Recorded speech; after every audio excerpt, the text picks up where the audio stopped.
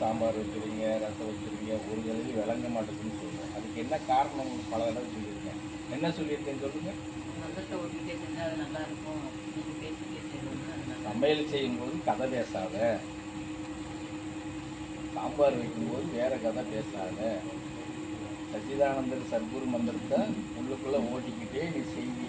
நீ உப்பு போடலைன்னா கூட அங்கே உப்பு சேர்ந்துடும். ருசியே இல்லைன்னா இருந்தால் கூட ருசியாயிரும்.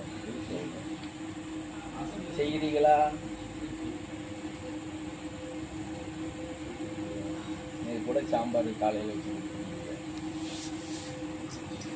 இல்லையா? மற்ற பொருளெல்லாம் கரெக்டாக சேர்த்துருக்கீங்க. சப்புன்னு சொல்லி கூட விட்டேன். என்னப்பா கொஞ்சம் போட்டு சேர்த்துக்கிறது சொல்லுப்பா. கூட 2 இட்லி சாப்பிடுவாங்க. இப்படி ஏன்னா 4 இட்லி சாப்பிடுவோம், 3 இட்லி எரிச்சிடுவாங்கன்னு கூட சொல்லி விட்டேன்.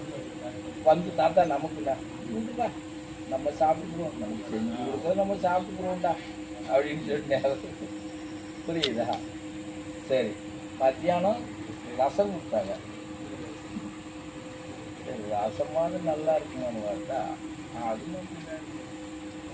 அப்போ மத்தன்னு சொன்னேன். ஒன்றும் சொல்லக்கூடாதா, செஞ்சு கொடுக்குறத சரியில்லைண்டா நம்ம சாப்பிட்டுக்கணுண்டோ அப்படின்னு சொன்னேன். சொன்ன. ஆனா நெசமா சொல்றேன்,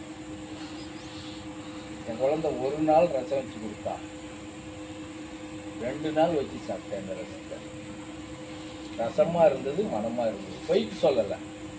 அப்புறம் தான் கேட்டேன், எப்படி வச்சு போனேன்? நான் யூடியூப் பார்த்து வச்சோம்னா. என்னடா யூடியூப் பார்த்தா நீ இவ்வளோ டேஸ்ட்டாக வச்சுட்டேன், சரி ரைட் அப்படியே வை அப்படின்னு சொல்லியாச்சு. அதுக்கப்புறம் தான் சொன்னாங்க, உரல்ல இடிச்சானா? இடிச்சியா? அப்ப சரி, அப்பதான் அந்த மனம் வந்திருக்கு அப்படின்னு சொன்னாங்க. நீங்களே இடிக்க வேண்டியதானே?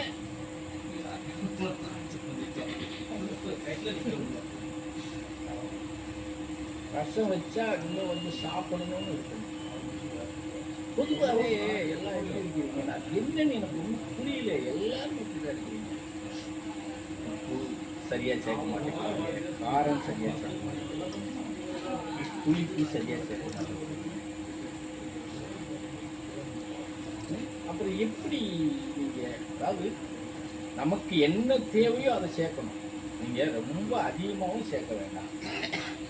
நாக்கில் ருசி வர்ற அளவுக்கு அதை சேர்க்கணும் இல்லையா?